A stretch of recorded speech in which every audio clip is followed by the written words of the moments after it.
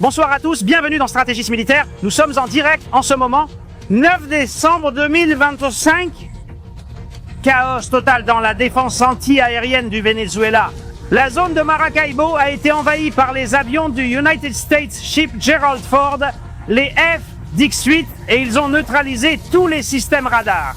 Une véritable folie qui a mis Nicolas Maduro en fuite et nous ne savons pas ce qui va se passer dans les prochaines heures. Famille, vos likes, vos commentaires, on commence?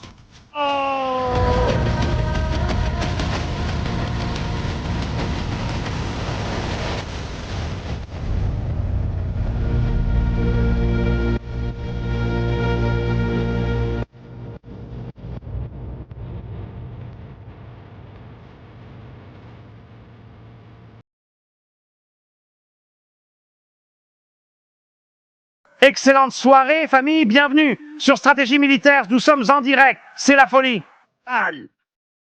Aujourd'hui, en plein jour, les oiseaux du F-18 United States Ship Gerald Ford se sont promenés dans le golfe du Venezuela. Ils sont entrés jusqu'à la cuisine, ils leur ont montré « Nous sommes ici, voyons maintenant ce que vous allez faire ». Salutations spéciales au régiment 180, 12 de missiles, etc. Des Falcons. Quelle journée vous avez eue, mesdemoiselles? Quelle journée! Je vous prévenais depuis un moment et je vous l'ai dit à l'époque. Quand vous voyez que ça commence, quittez le radar et laissez Diosdado l'utiliser.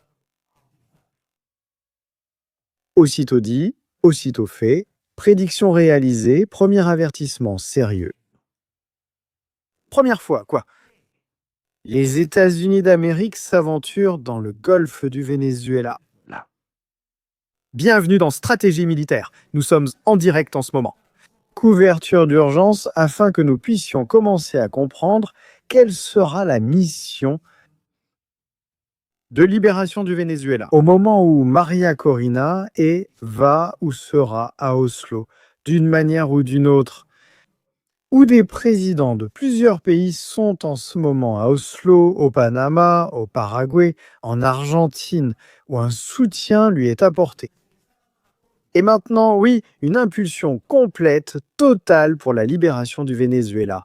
Un moment historique. Merci de liker, c'est crucial contre la censure. Ces jours-ci, les réseaux sociaux sont en ébullition. Les chavistes ne savent plus quoi faire pour arrêter l'inarrêtable, pour essayer d'empêcher le tsunami de la liberté d'atteindre le Venezuela. Quelles images incroyables! Préparez aujourd'hui dans l'introduction de Stratégie Militaire. Mon Dieu, c'est hallucinant, c'est incroyable, c'est imparable. Tout ce qui s'est passé, les détails, les avions impliqués et le déroulement de l'assaut sur le golfe du Venezuela, ce soir dans Stratégie Militaire. Je vous recommande aussi l'émission précédente, c'est super important. Les manœuvres de Nicolas Maduro qu'il fait pour se perpétuer au pouvoir. Et quel est son plan de contingence face à ce qui va arriver dans 24 heures. Demain est le grand jour, demain est le jour de la résistance, de la liberté et de la démocratie du Venezuela. Le 12 de jours plus tard, c'est le jour où le commandement sud change de chef. Le chef du commandement sud sera remplacé par le nouveau. Et à partir de là, la fenêtre d'opportunité la plus importante va s'ouvrir d'ici au 24 décembre, une fenêtre qui, possiblement à partir du week-end, nous commencerons à voir des feux d'artifice dans le ciel, que personne ne s'inquiète. Au Venezuela, ce ne sont pas les extraterrestres qui sont arrivés pour illuminer leurs cieux. Ils s'appellent la Force aérienne des États-Unis d'Amérique, le pouvoir de la démocratie complète et totale. Le pays le plus puissant du monde qui se dirige en ce moment vers la libération du Venezuela. Il y a eu des informations de dernière minute, il y a eu beaucoup d'informations dont nous devons parler, que nous devons partager. On évoque une série d'incidents survenus ces derniers jours. Hier soir même, nous nous sommes quittés avec l'image du drone patrouillant les côtes du Venezuela, ce drone Black Cat 6. Avec ce code, un Triton, la classe Global Hawk patrouillait les côtes du Venezuela. Que faisait-il? précisément ce qui s'est passé aujourd'hui? Ils repéraient l'emplacement des radars et signaux radars. Le système de défense antiaérienne du Venezuela, entre autres choses. Ils surveillaient aussi la question des navires, un sujet peu abordé mais à considérer. La guerre navale, comment va-t-elle se dérouler? En quoi va-t-elle consister? Et quels seront les navires impliqués? Très probablement, tiens, ils seront la cible d'assaut et de prise de contrôle de la part des États-Unis d'Amérique. Bien. Ce drone, pendant toute la nuit, a passé des heures à capter les signaux des radars de toute la Venezuela, en particulier aussi de Falcon. Nous allons nous rendre là-bas avec la carte. Allons-y pour voir exactement ce qui s'est passé et de quoi nous parlons. L'image a été incroyable. Elle a fait le tour du monde. Les F-18 ici à l'intérieur, enfermés, sans issue, ou du moins c'est ce qu'il semblait. Ceux qui n'avaient pas d'issue, c'était les opérateurs du radar et du système anti-aérien. À Punta Cardone, ils n'ont rien pu faire. Système totalement hors service. Vous allez maintenant comprendre comment cela marche et ce qui s'est passé à Punta Cardone. Il a déployé des systèmes anti-aériens capables d'abattre ces avions. Le système Pechora et le système Buk M2 sont actuellement déployés là-bas, l'un près de l'aéroport, l'autre près de la raffinerie. Aucun n'a pu tirer. Ils n'ont rien pu faire. C'est vrai, il y a débat, ils sont entrés dans l'espace aérien du Venezuela. Là. Il y a débat sur ce sujet. Officiellement, ils ne sont pas entrés dans la zone de responsabilité aérienne du Venezuela. Oui, ce sont des choses différentes. L'un est l'espace aérien souverain du Venezuela et l'autre est l'espace aérien d'intérêt ou de contrôle du Venezuela. Là. Ce n'est pas la même chose pour le Venezuela. La zone de contrôle aérien couvre toute cette zone, il n'y a aucun doute là-dessus. En fait, nous l'avons vu ici habituellement. Regardez. La ligne rouge couvre tout le golfe du Venezuela et longe la frontière de la Colombie. Bien. Vous ne voyez pas par ici? Celui-ci, dans ce cas, a été violé à plusieurs reprises, à de nombreuses occasions. C'est arrivé. Un hélicoptère Apache survolant l'Europe, c'est rare. Ce qui s'est passé aujourd'hui, c'est ce qui suit. Voici les lignes représentant l'espace aérien du Venezuela. Les F-18 ne sont pas allés là, ils sont restés dans cette zone visible ici. Dans ce couloir qui ressemble à une sorte de chaussure, vous voyez? La pointe de la chaussure, le coup de pied, puis la jambe qui se lève. Pour vous donner une idée, ils étaient là. Le premier groupe était là, un autre aussi. Il y avait un autre groupe avec une mission complètement différente, mais une mission encore plus importante, même que ces avions soient laissés là. Et ma question est, est-ce que cela a été une manœuvre de diversion?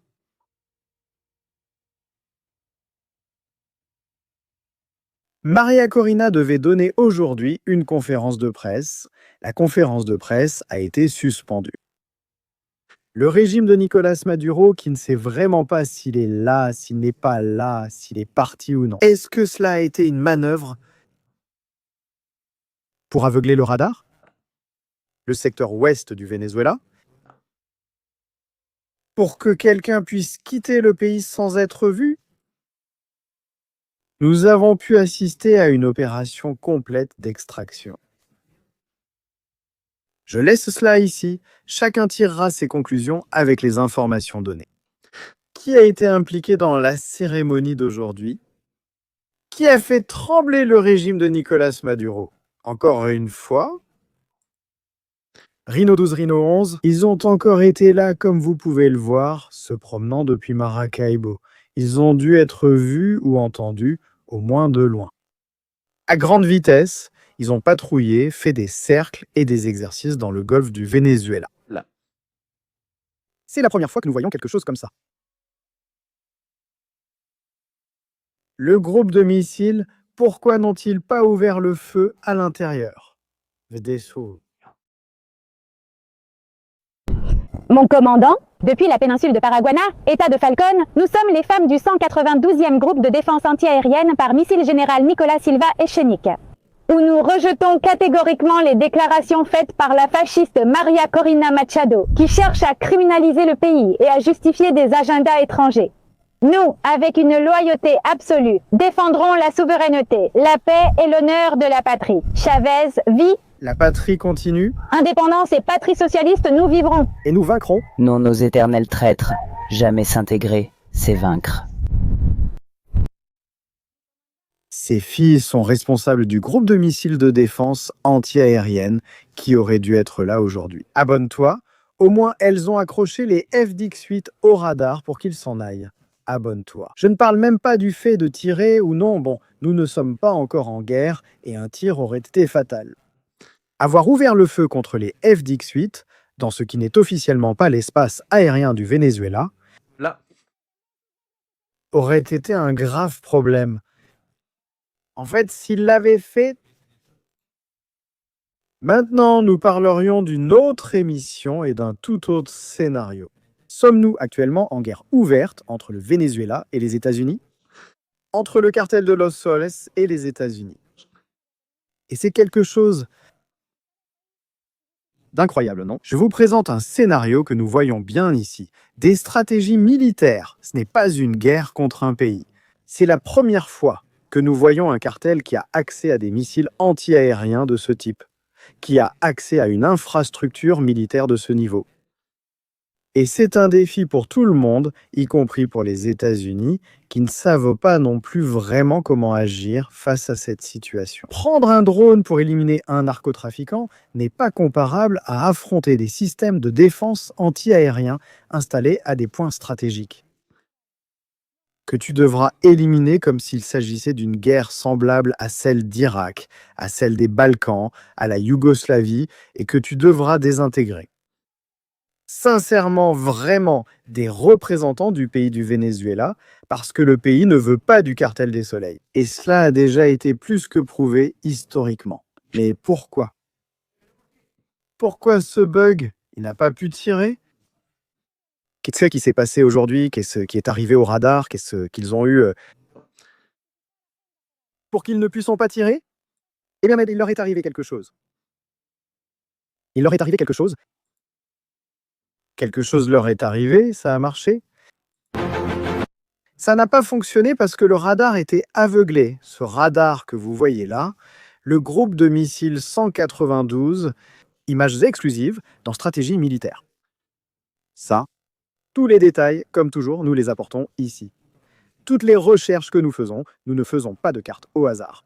Quand nous le faisons, c'est parce que nous savons ce qui se passe, ce qui arrive, et ici nous le démontrons. Nous avons des images, nous savons qui ils sont et leurs noms, ainsi que ceux qui gèrent ces radars.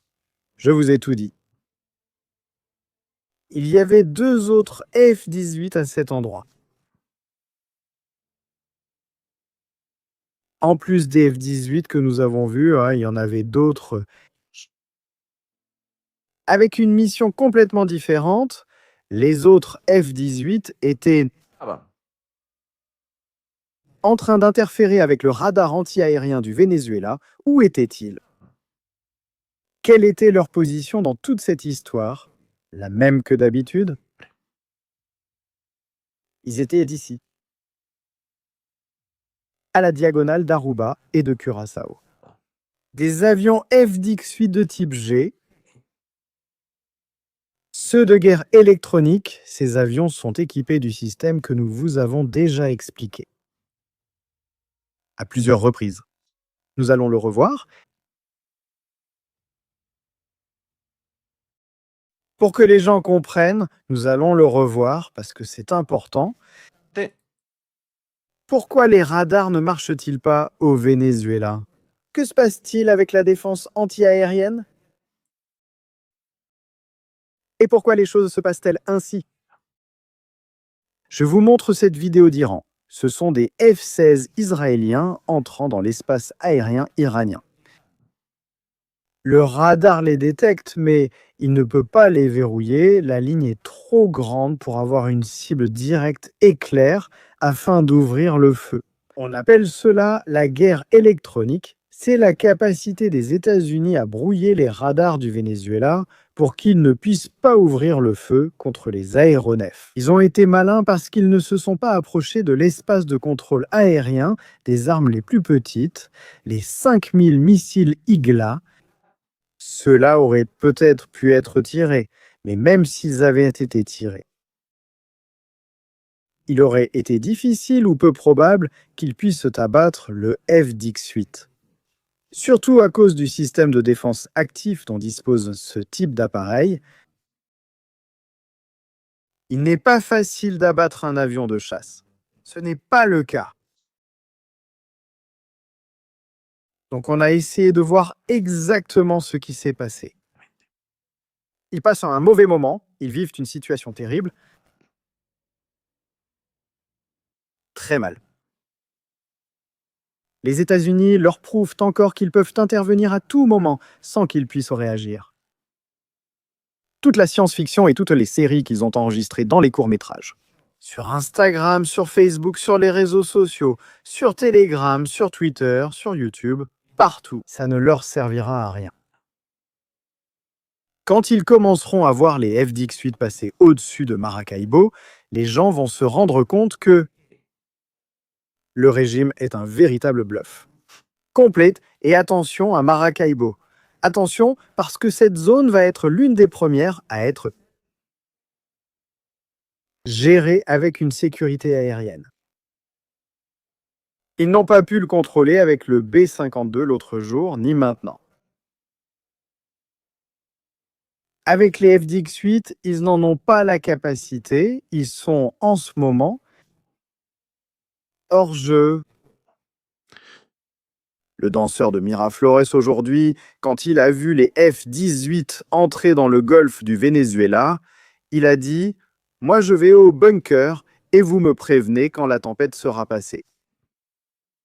Et justement, c'est dans cette zone qu'il pleut le plus. C'est l'un des endroits où il y a le plus d'eau et d'orages électriques, et c'est de cela qu'il s'agissait aujourd'hui. Orage selon les radars du Venezuela. Là.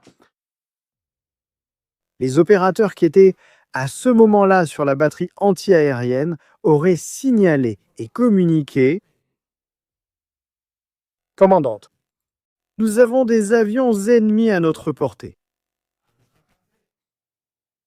Mais nous ne pouvons pas les abattre. »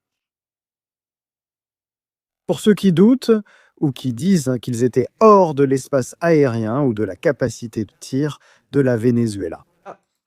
Je vais vous montrer cette photo du Kodai, la carte de la défense anti-aérienne. La voilà. Regardez, ça couvre assez bien toute la zone. À toutes ces altitudes, il y a une couverture complète. Ça a échoué? Ça n'a pas été le cas. Nous pensions que cela pouvait être autrement et finalement, eh bien, ça n'a pas été le cas.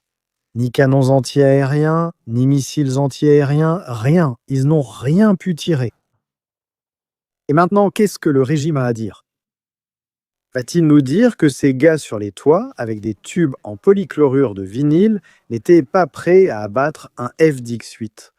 Qu'ils n'ont pas voulu provoquer un incident international qui aurait pu finir en guerre. Cela fait des semaines qu'ils disent que tout avion qui entre dans l'espace aérien s'en approche ou met en danger la révolution bolivarienne. Sera abattu? S'il devait être abattu, pourquoi ne l'a-t-il pas été? On le voit dans la vidéo. Des avions F-18 version G, une version spéciale différente? Growler. C'est comme ça qu'on l'appelle. C'est comme si l'étoile de la mort apparaissait dans le ciel. Et les communications sont coupées. Ils disposent en maître de systèmes pour interférer les signaux de haute, moyenne et basse fréquence. Tout type de radar est brouillé par ce genre d'avion. Ce type d'avion est actuellement la pointe de la guerre électronique au niveau mondial. Avec les F-18, il y a les F-35 et il pourrait aussi y avoir des F-22. mais celui-ci en particulier aurait conçu, armé et prêt pour la suppression et la neutralisation des défenses antiaériennes. Ces deux avions sont actuellement les maîtres absolus des cieux du Venezuela. Quand ils le voudront, quand ils le souhaiteront, ils n'auront qu'à entrer et se mettre à perturber les signaux, ce qui fait que l'opération aérienne pour sortir Nicolas Maduro sera beaucoup plus facile que ce que nous avions imaginé. Sachant que ces avions vont opérer 24 heures sur 24 pour aveugler la capacité radar du Venezuela, les missiles de croisière et les avions de chasse vont entrer et sortir sans presque aucune résistance. L'autre question que le monde se pose, où étaient les U-30 à ce moment-là?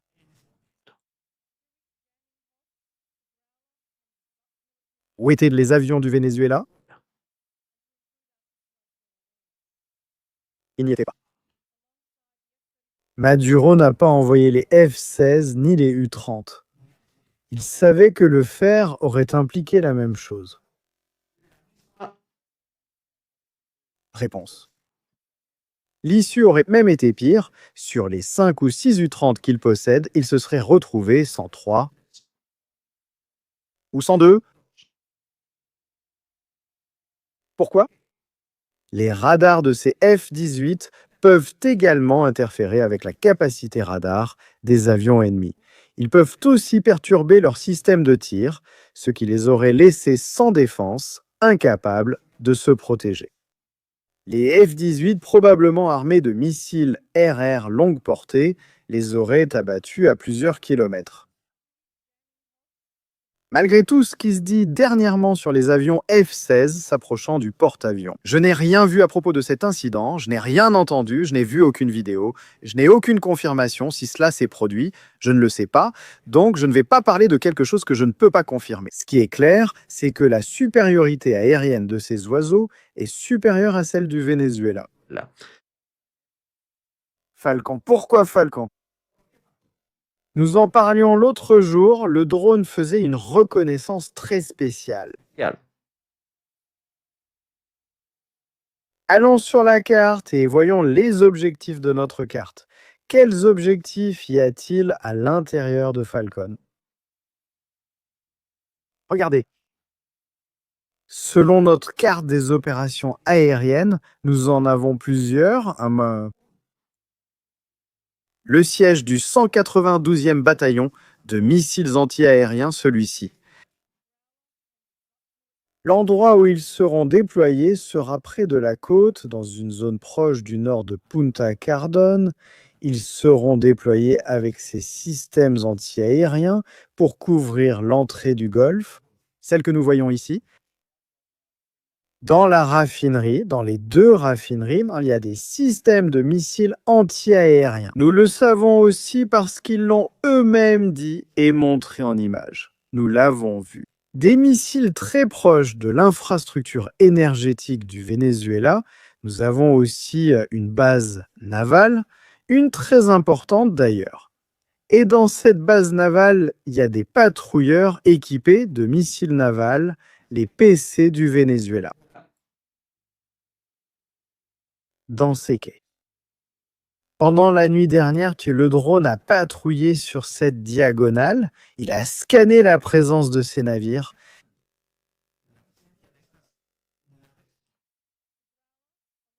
Sur le quai.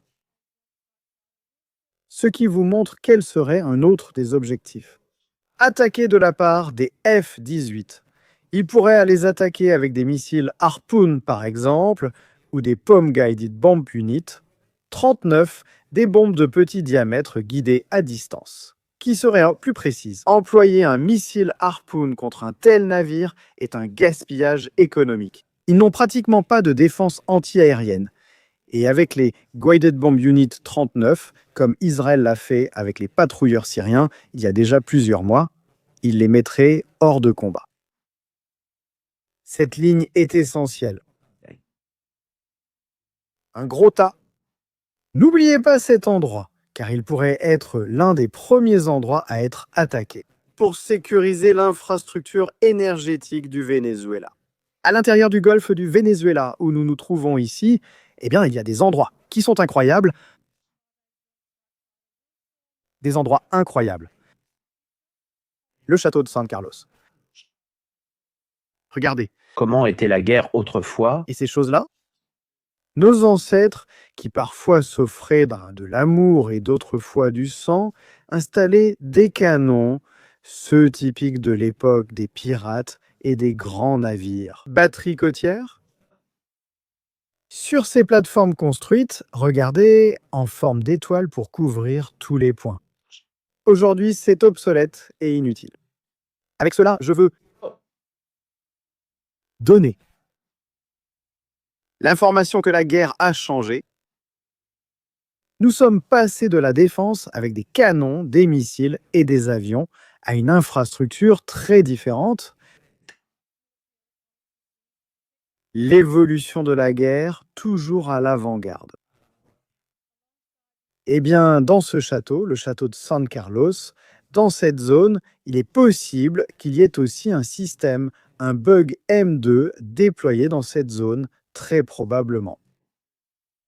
Prêt à essayer de bloquer le passage. L'accès à Maracaibo, l'une des villes les plus importantes du Venezuela, est définitivement la capitale de l'ouest du Venezuela, Maracaibo. Depuis Maracaibo et son lac, une grande partie de ces embarcations partent ensuite transporter de la farine vers d'autres endroits. Que nous avons aussi par ici? Eh bien, nous avons quelques forts et bases militaires comme celui-ci, le commandement du fort Mara. Une zone complètement militarisée à la frontière avec la Colombie, où il y a des entraînements entre les narcos, la guérilla des forces armées révolutionnaires de Colombie et l'armée de Nicolás Maduro. Pas très loin de là, dans la région de Maracaibo, nous avons la base aérienne Rafael Urdaneta, celle que nous voyons ici, celle-ci qui peut être utilisée à des fins militaires. Ce serait un point d'appui pour la défense du secteur occidental, le secteur ouest du Venezuela. Sur cette même base, à quelques mètres de là, il y a aussi un groupe de défense anti-aérienne. Celui que nous voyons ici fait partie de tout le commandement et le contrôle de la défense aérienne du pays. Rappelez-vous, les célèbres filles que nous avons vues il y a quelques minutes en train de dire que Maria Corina blablabla. Des histoires de femmes qui se disputent, je m'arrête là. Cet endroit, clé aussi, très très clé, cet endroit pour la défense. Et plus vers l'intérieur, le bataillon d'infanterie de Marine Renato Belluche. Par cette zone que nous voyons ici, une base militaire. Dans l'infanterie de marine, avec des systèmes de stockage, des hydrocarbures, une raffinerie, qui devrait également être protégée. Nous comprenons maintenant pourquoi les États-Unis sont intervenus là-bas. Partie critique de Maracaibo, l'un des endroits clés où quelque chose pourrait se produire. Le pont? Ne pas détruire le pont. Mais c'est la seule route qui donne un accès rapide et qui traverse le lac de Maracaibo. Si nous voulons isoler la ville de Maracaibo, au cas où il y aurait une guerre, au cas où les choses se compliqueraient davantage s'il y avait beaucoup de résistance, que le régime commence à envoyer les milices de la garde révolutionnaire, c'est ainsi qu'elles seront appelées à partir de maintenant, ces milices bolivariennes. Bon, on peut couper. En bloquant la route, on assure leur sécurité. Si elle est se casser, c'est un accès par la voie. Deux ponts. Celle-ci, si elle casse, ou est trop endommagée pour servir. Les chavistes devraient en faire un énorme détour. Ici, nous sommes déjà dans un autre scénario. Beaucoup trop loin, la région des Andes vénézuéliennes devrait traverser. Il mettrait des heures à arriver, qu'il s'agisse de troupes de renfort ou de logistique, et de renfort en quelques minutes. Il mettrait des heures à atteindre Maracaibo, assez de temps pour sécuriser le secteur. Cotisation foncière 18. Ici, à l'intérieur, ils n'ont rien pu faire. Regardez notre ligne ainsi que celle de Papi 12, Baye et Tito. Maintenant, il doit entrer ici à l'intérieur. Nous devons aussi dessiner. Dans toute cette zone, ici, aux cotisations foncières des entreprises 18. Chaque fois que nous faisons cela, la carte change, on la voit évoluer et on note la progression. Regardez maintenant, la ligne prend une autre couleur. Imaginez entrer avec des B-52 pour détruire les cibles militaires et la base navale. En quelques secondes, elle pourrait être complètement rasée. Il y a une estimation. D'après ce qu'on a dit à Donald Trump, il y aurait environ 20 000 victimes. Parmi les rangs chavistes, 20 000 victimes. À chacun de choisir s'il veut en faire partie. Chacun doit décider. Vous parlez d'un avion mexicain venu chercher Nicolas Mann. En ce moment même, un avion de Panama-Caracas entre au Panama. Vous dites qu'un avion mexicain vient chercher Nicolas Mann. Je n'ai pas d'informations à ce sujet. Je ne crois pas que Nicolas Maduro va partir au Mexique. J'en doute beaucoup, surtout au Mexique. Je vous ai déjà mentionné plus tôt le problème d'identification de cet avion. À cause des interférences, c'est ce qui se passe. Donc je ne vais pas m'avancer à dire qu'ils viennent chercher Nicolas Maduro avec un avion du Mexique. Ça n'arrivera pas. C'est un scénario qui n'est pas sur la table. Nicolas Maduro dit qu'il va présenter la bataille.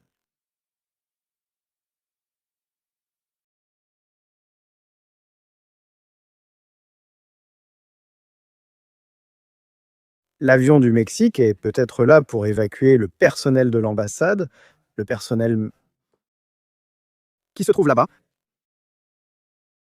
Nicolas Maduro ne va pas partir. Nous en avons parlé plusieurs fois, nous l'avons déjà dit, l'option d'un Nicolas Maduro quittant le Venezuela n'est pas... Elle n'existe pas. Il va rester pour se battre.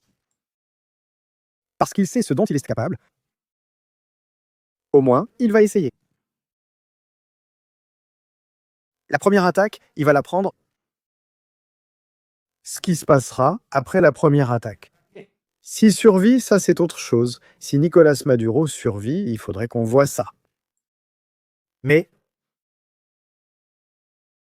je pense qu'avec ce que vont faire les États-Unis, Nicolas Maduro n'y arrivera pas. Il ne s'en sortira pas dès son premier voyage. En ce moment, seulement des vols internes et privés.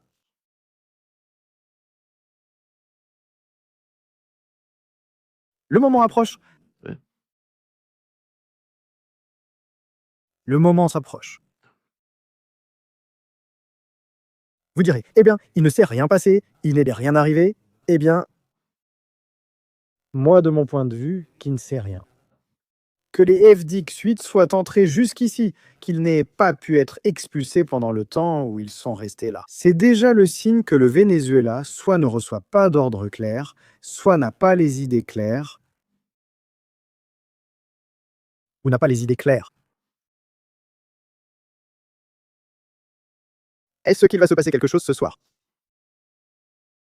Nous devrions être très attentifs. C'est vrai que cela faisait des jours qu'on disait qu'il n'allait rien se passer, que le porte-avions était parti. Et maintenant, qu'est-ce qui se passe? Qu'est-ce qui arrive? Tous ceux qui disaient ça sur les réseaux, les chavistes et les publicitaires. Le régime qui disait que le porte-avions repartirait à Noël vers sa base, qu'ils quittaient déjà la mer des Caraïbes, qu'ils avaient abandonné Maria Corina. Où sont-ils maintenant? Où sont les F-18 qui sont apparus aujourd'hui dans le golfe du Venezuela? D'où viennent-ils? Où pensez-vous qu'ils viennent? Des intoxicateurs?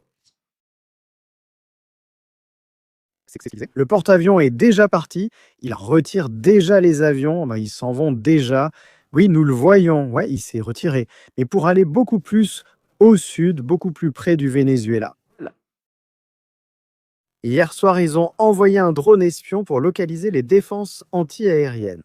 Regarde, hier soir, maintenant que je m'en souviens, nous lui avons écrit sur Twitter dans Estrade Militaire. Je vous conseille de suivre le compte et de rejoindre notre groupe Telegram pour les infos de dernière minute. Quand tout cela commencera et que nous disions un message clair, regarde, je vais le mettre ici. Ceci vieillit parfois très bien. Regardez ce que nous disions il y a 14 heures. Ici, dans les stratégies militaires, c'est que, bien sûr, quand on sait à quoi sert chaque chose et pourquoi elle est là, eh bien, on allume tout. C'est pourquoi il est important de suivre la chaîne et de rester avec nous. Comme nous le disions. Nous connaissons désormais l'emplacement des radars et des postes de communication de Diosdado Cabello. Venezuela, c'est à vous de bouger les radars mobiles aujourd'hui. Adekiti, Yare. Égérie, il y a 14 heures. Eh bien, 12 heures plus tard, les avions F-18 dans le golfe du Venezuela. Ils sont allés jusqu'à la cuisine, il ne leur restait plus qu'à lancer des fusées éclairantes pour que les gens prennent des photos. Aussi clairement que ça? Situation en ce moment. Et maintenant, c'est ce que nous disions. Est-ce que cela a pu être un écran de fumée pour faire sortir quelqu'un du Venezuela? À ce moment-là, lors du fondu au noir, des radars, là où ils ne peuvent pas voir ce qui se passe. Un hélicoptère a pu entrer à l'intérieur par une zone qui était éloignée, près de la côte. Faire une récupération et extraire quelqu'un. Est-ce qu'un aéronef a pu entrer sans que nous l'ayons vu? Les États-Unis ont des versions d'hélicoptères à faible signature radar. Aussi avec des capacités de guerre électronique, ont-ils la capacité de mener une mission comme celle-ci? Imaginons un instant. Depuis la région de Maracaibo, quelqu'un qui veut être exfiltré du Venezuela. Il se dirige dans un convoi discret, sans attirer l'attention jusqu'à la zone côtière, jusqu'à un endroit où il n'y a personne. Là-bas, un hélicoptère qui a survolé la zone pendant des heures, ravitaillé en vol, attend en plus. Le moment approche au même instant où les F-18 broyent la côte. C'est le very important. Puis, Ils montent dans l'hélicoptère, ils montent ici et partent. Par le golfe du Venezuela. Ça pourrait être? Il n'y a rien qui dise que c'est impossible. C'est une zone pratiquement inhabitée, il n'y a personne. On peut y accéder sûrement avec les capacités de visionnage que possèdent les États-Unis. Quelle est la meilleure route pour y arriver? Ont-ils pu circuler à cette heure-là et réaliser l'opération? Je le laisse simplement tomber là. Ce serait le scénario idéal pour avoir fait quelque chose comme ça. Et pas pourquoi. Ils vont entrer dans une zone comme le Golfe, le Venezuela. Pour faire un tour, pour embêter Maduro, ils savent que ça ne marche plus et que ça leur est égal. Je pense que nous sommes face à quelque chose. Il s'est passé quelque chose de plus ici que ce que nous pouvons imaginer. Ou bien, il se peut aussi que des groupes d'opérations spéciales soient entrés. C'est aussi une autre possibilité. Ils ont pu entrer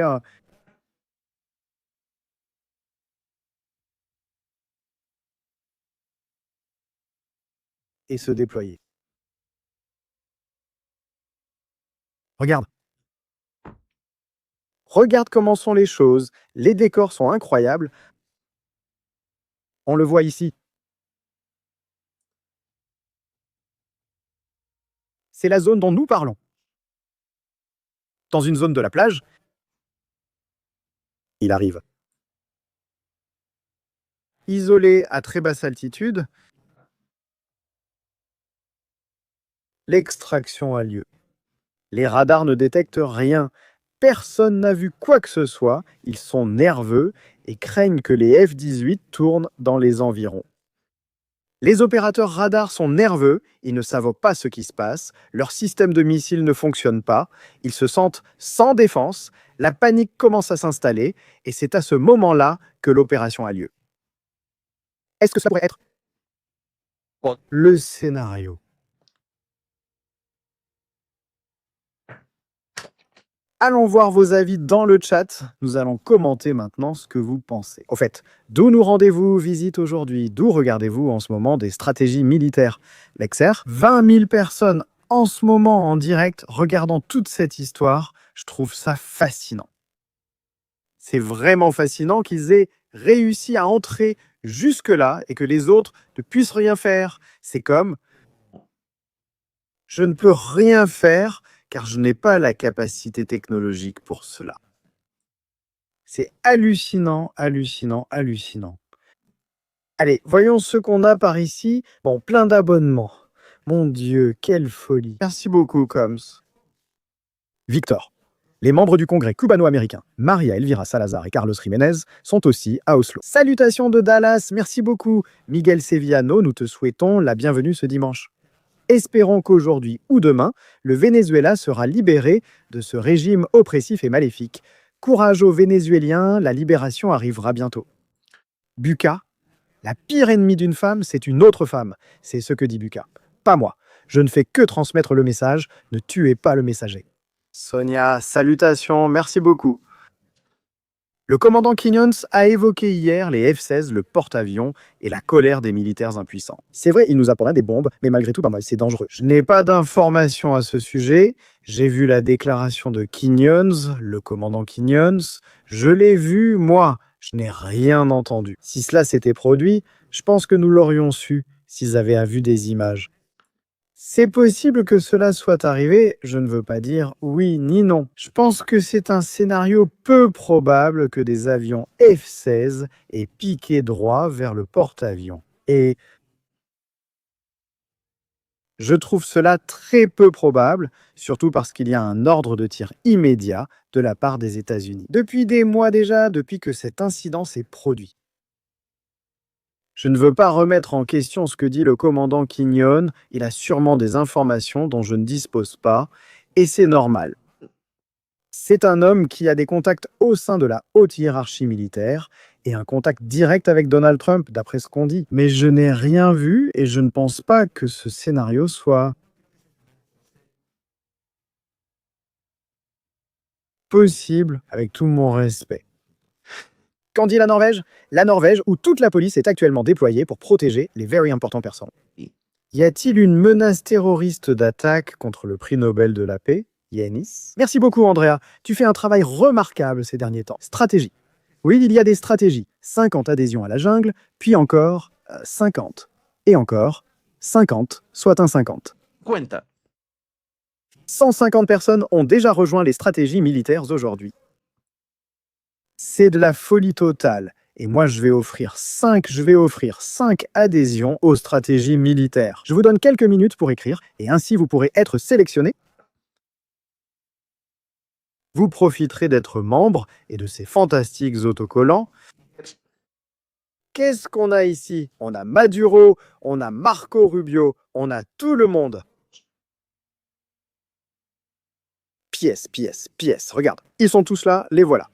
Et si vous n'êtes pas abonné à la chaîne, abonnez-vous. 400 000, c'est ce qu'on vise. On est près du demi-million. Qui le dit? Bon, qui l'aurait cru? On dirait qu'on a commencé hier. Quelle histoire? Quelle histoire?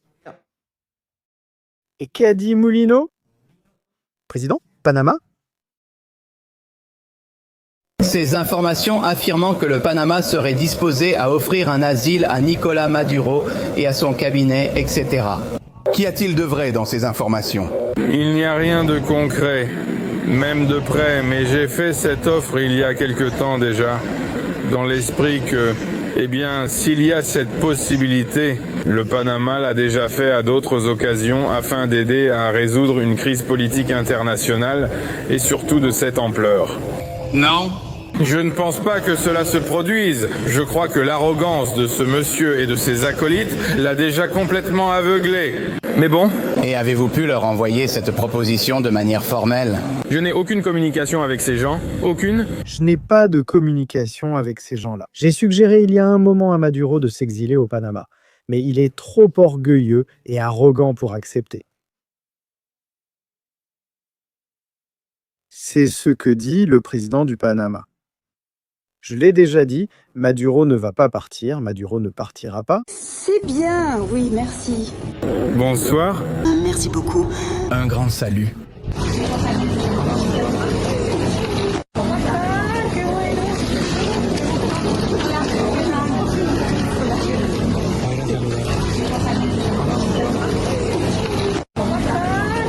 Voilà Edmundo. Edmundo semble déjà fatigué. L'homme, Edmundo aurait pu quitter cette histoire, profiter paisiblement de sa vieillesse, et il est toujours là, vraiment. C'est ça, le président du Venezuela a gagné les élections avec Maria Corina. Deux équipes de travail qui ont dû prendre des risques au maximum pour être là où elles sont aujourd'hui à Oslo. Il y a eu beaucoup de critiques. On critique le fait que Maria Corina y soit allée, qu'elle n'y aille pas, qu'elle va y aller ou non. Le problème n'est pas qu'elle y aille, le problème c'est qu'on lui a promis qu'elle retournerait au Venezuela en étant libre. Si c'est le cas, nous sommes dans la semaine où le Venezuela peut devenir libre. Il peut. Je ne sais pas quand cela va arriver. Ne me demandez pas quand cela va arriver. J'ai ma propre idée personnelle. Et je crois que je comprends quand je pourrais se produire.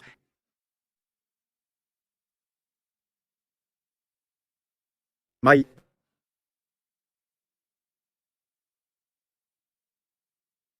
Je ne vais pas le dire pour l'instant. Ne dis pas non, tu ne le dis pas, parce que après ça ne se réalise pas, parce que je donnerai des indices.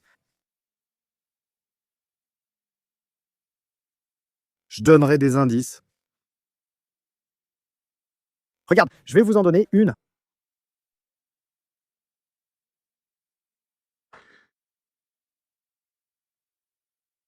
Là. Voit dans lesquelles la situation météorologique naturelles sont plus propices que d'autres pour lancer des attaques. Qu'est-ce que je veux dire par là? Que en ce moment même, la Lune est en train de s'éteindre. La Lune est en train de s'éteindre. Nous sommes au passé de la pleine Lune et déclinons maintenant. L'obscurité. Allons-y avec ces 5 adhésions aux stratégies militaires. Allons-y. Famille, venez, faisons-le. Dernière chance, vous devez écrire.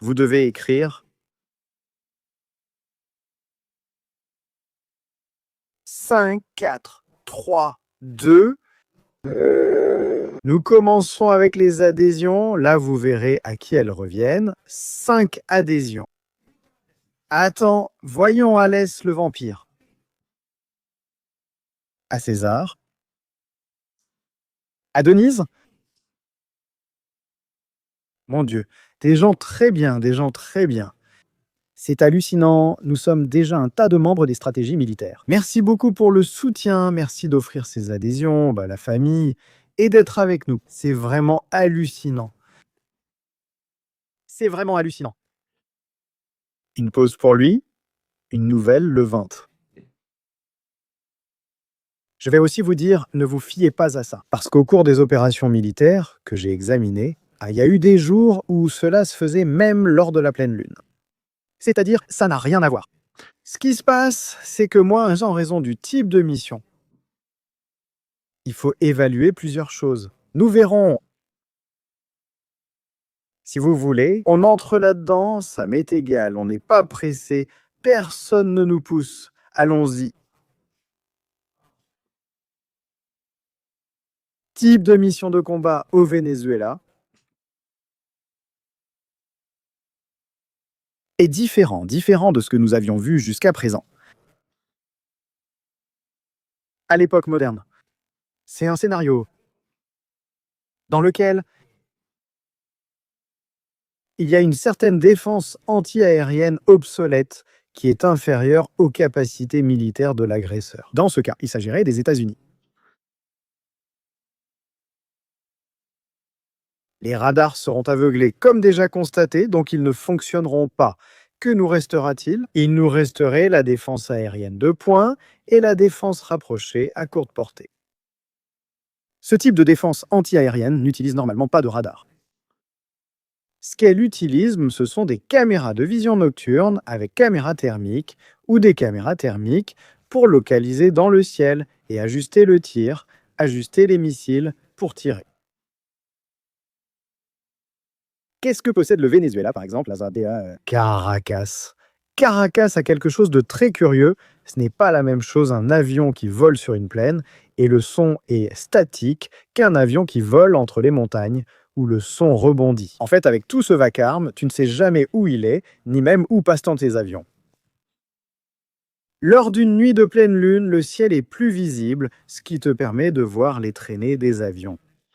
Tu peux plus ou moins localiser où se trouvent les avions, mais lors d'une nuit de nouvelle lune, c'est-à-dire dans l'obscurité totale, quand l'éclairage électrique des villes est éteint. Ils l'ont éteint à cause de la guerre électronique ou d'un bombardement du générateur. Imaginons Guatire, toute la zone, et Caracas plongée dans le noir. C'est bien plus avantageux pour les États-Unis de le faire à la nouvelle lune. Pour utiliser le fait qu'ils ne pourront pas être localisés par le son à cause de la résonance des montagnes. Visuellement, ils n'auront pas non plus de cible claire pour pouvoir ouvrir le feu. Et que les cibles qui vont être attaquées le seront sûrement en ou de passage. Avec toute la force aérienne présente, avec tout ce qui va être déployé, les missiles de croisière seront lancés en 1 ou 2 passages. Donc ils vont avoir l'effet de surprise. Des avions s'approchant de la côte à très basse altitude, atteignant le dernier point, prenant de l'altitude, entrant, lançant l'attaque et repartant. Et là, ils ne peuvent rien voir. Là, ils ne peuvent rien voir. Je parierais sur un tel scénario, attention, vu la pauvreté de la défense aérienne. C'est qu'ils peuvent le faire à tout moment, ils peuvent le faire le matin, à l'aube, au coucher du soleil, à l'heure de la sieste. Comme on dit en Espagne, à tout moment, ils peuvent lancer l'attaque à n'importe quelle heure, utiliser une bombe à impulsion électromagnétique. Pourquoi faire? Pourquoi veux-tu utiliser ce genre de technologie? Pourquoi vas-tu détruire beaucoup d'infrastructures civiles que tu devras ensuite reconstruire? Tu vas causer du tort à la population civile. Non, non, ce n'est pas nécessaire. C'est-à-dire, non. Non. Ne faisons pas de Nicolás Maduro quelqu'un de plus important qu'il ne l'est. Il ne l'est pas. C'est-à-dire, sa défense n'est pas aérienne, sa défense consiste à savoir d'où viennent les avions, simplement pour pouvoir se cacher. Ils ont un réseau de tunnels, un réseau de systèmes de tunnels, et ceux qu'ils vont laisser à la surface, ce sont les pauvres de la milice bolivarienne qu'ils veulent utiliser comme chair à canon habillés en civil, pour dire que les États-Unis attaquent des civils. C'est pour ça, pas pour autre chose. Ce n'est rien d'autre que le fait que Nicolás Maduro ait déjà recruté tous ces gens pour les jeter dans les rues afin de harceler la population civile. Sans oublier ceux de Fuerteventura. C'est évident, s'ils attaquent, ce sera le Fuerteventura. Le centre de commandement de la défense qui se trouve ici, le bâtiment, le ministère, la défense, tout cela est typique dans ce genre d'opération. On casse pour briser le moral. Voir le Fortuna en flammes à l'aube, dans un Caracas qui vient d'être pénétré par l'armée de l'air des États-Unis d'Amérique, c'est un choc énorme.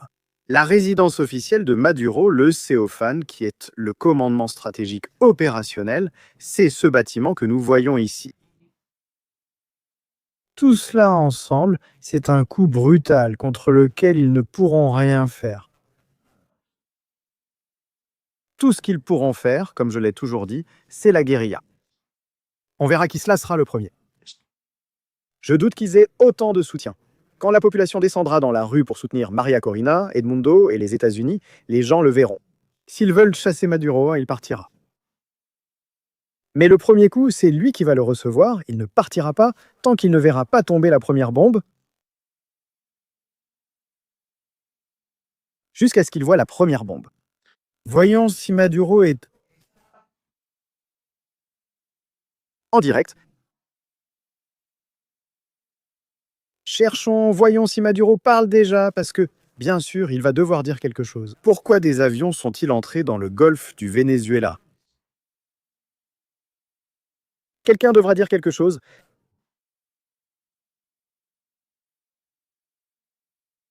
Attends un instant. Même la télé ne marche pas chez moi. Maduro. Bien sûr, je crois. Oui, c'est en direct. Maduro est en direct. Oui, Maduro est là. Parce que maintenant, le Joropo, qui est la colonne vertébrale de la danse et de la nationale pour la paix et la souveraineté.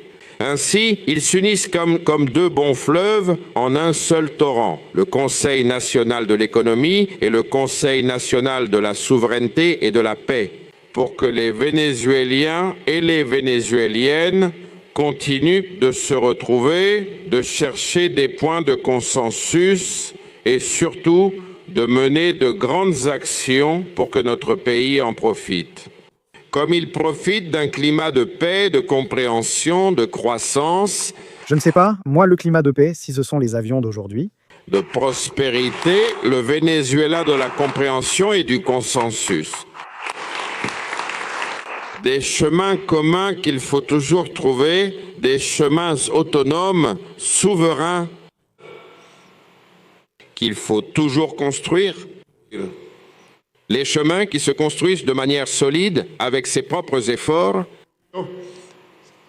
sont durables, sont permanents.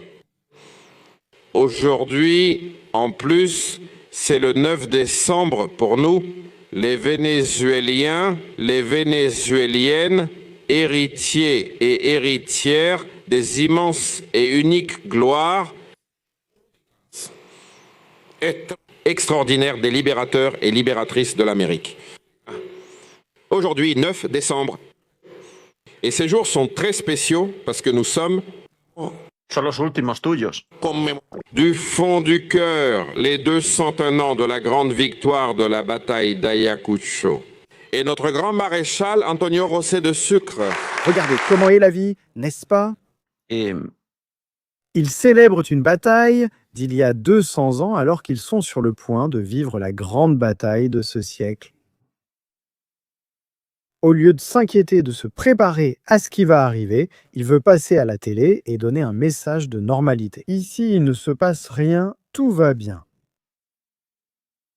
C'est la plus grande erreur de Nicolás Maduro en ce moment, ne pas se rendre compte de la gravité des choses.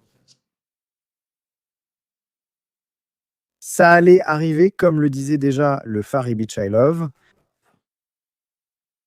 Ils vont donner de l'amour à Nicolás Maduro? Vous savez qu'hier, Nicolás Maduro a dit que cette histoire d'opposition et d'élection allait partir aux toilettes. Ce que cela signifiait, il y a 201 ans, cela a marqué un point de rupture définitif. Il y a la fille de Diosdado Cabello, celle qu'on voit là. Le colonialisme avec la dépendance, avec la domination qui avait soumis tout notre continent, aujourd'hui appelé Amérique latine et les Caraïbes, qui avait soumis toute l'Amérique. On ne peut donc pas vivre du passé. Nicolas ne comprend pas.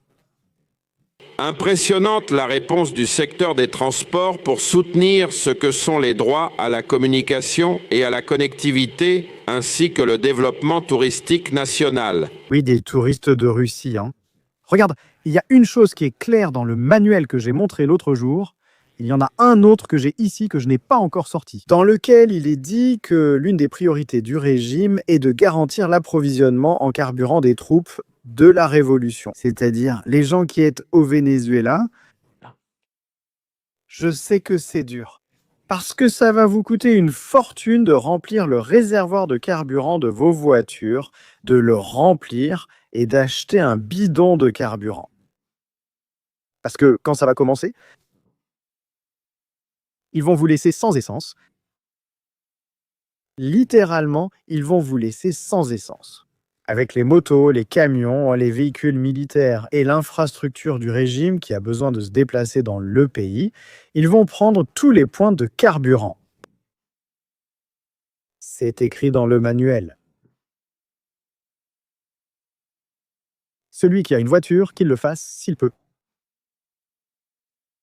Qu'il le fasse.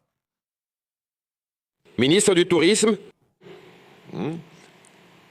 le transport maritime, Transport maritime.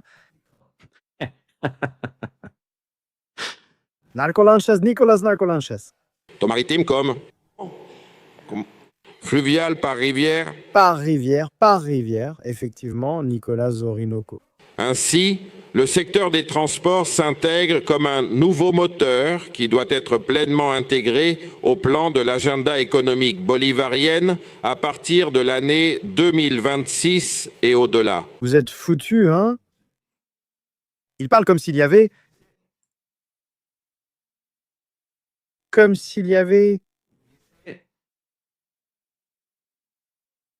un avenir avec lui, c'est-à-dire, il dit année 2026 années. Mais quelle année 2026, hein? Si tu pars, Nicolas, Ce sont vraiment des chiffres impressionnants. les associe pas. Oui, des chiffres impressionnants. C'est toi qui pars. Hein? Et motivants, surtout si nous analysons le contexte.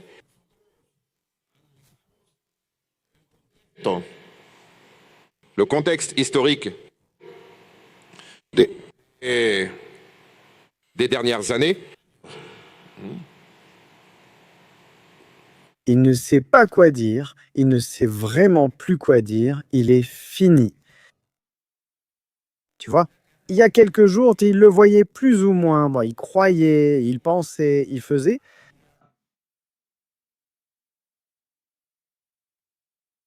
Il ne sait pas. Il n'a plus.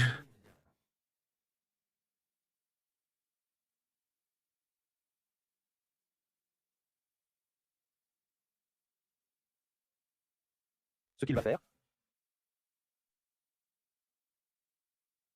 Moi, ce que je souhaite vraiment, je vous le dis honnêtement, je souhaite qu'il tombe s'il chante, car elle connaît tout sur l'Espagne. Et moi, ce que je veux, c'est que l'Espagne tombe derrière celui-ci. Je veux que l'Espagne tombe derrière celui-ci, vous dites par ici. Entrevista Quiñones est invité quand il veut, je ne le connais pas. C'est que je ne connais pas le commandant Quiñones. Si vous le voyez plus tard, dites-le lui, envoyez un message à celui qu'il connaît, qu'il peut venir quand il veut. Ici, c'est chez lui. En plus, j'aimerais lui poser beaucoup de questions sur des choses qui se passent et des choses qu'on dit qui vont arriver. Je suis très curieux.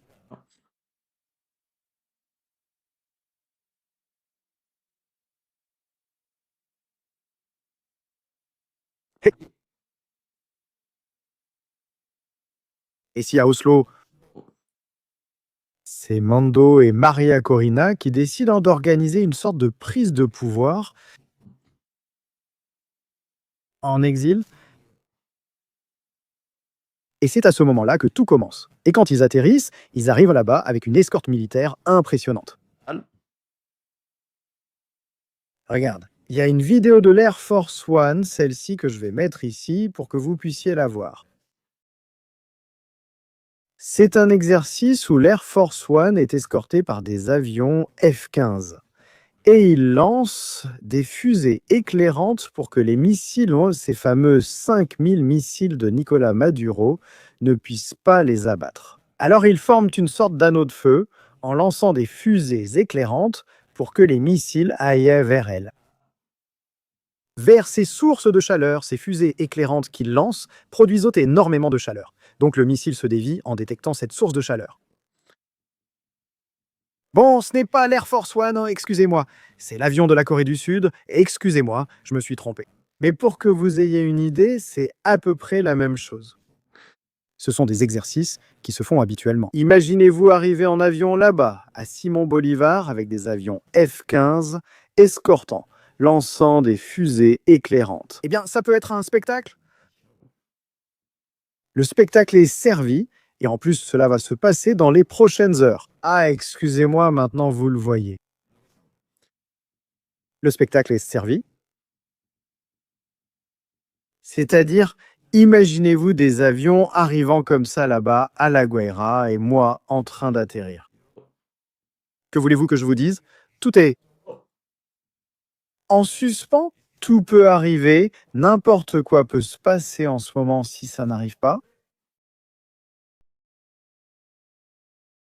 C'est parce que Dieu ne le veut pas. Je ne sais pas pour vous, mais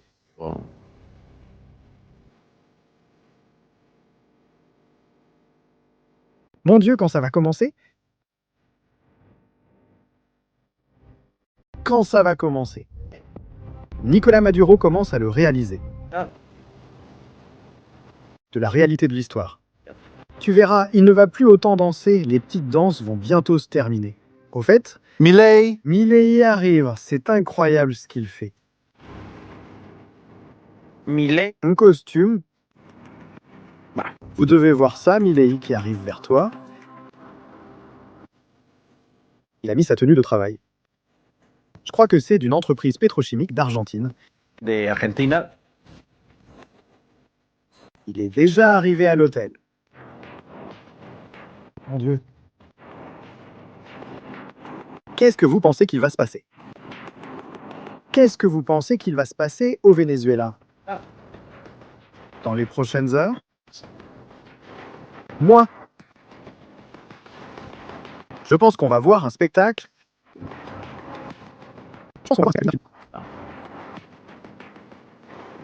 Regarde Flores Fuerte et Tuna. Lac de Valence, la jungle. Où vont-ils attaquer? Eh bien, la question est de savoir où ils ne peuvent pas attaquer. Parce qu'en fait, il n'y a aucun endroit, c'est-à-dire qu'ils peuvent aller n'importe où. Les États-Unis allant partout. Incroyable, c'est incroyable. Famille. Bien. Bon, nous, on va se voir plus tard, on va partir plus tard. Maintenant, avec les amis de Guarimba, ils ont un programme spécial. Je crois qu'en plus, Quiñones sera là-bas. Vous pouvez aller lui poser toutes ces questions et toutes ces histoires. J'irai là-bas plus tard sur mention m'invite. Si vous voulez m'inviter, s'il vous plaît, envoyez maintenant un salut à Maria Gaston et on se voit plus tard, soit à Guarimba, soit ici même. Salut. Des stratégies militaires.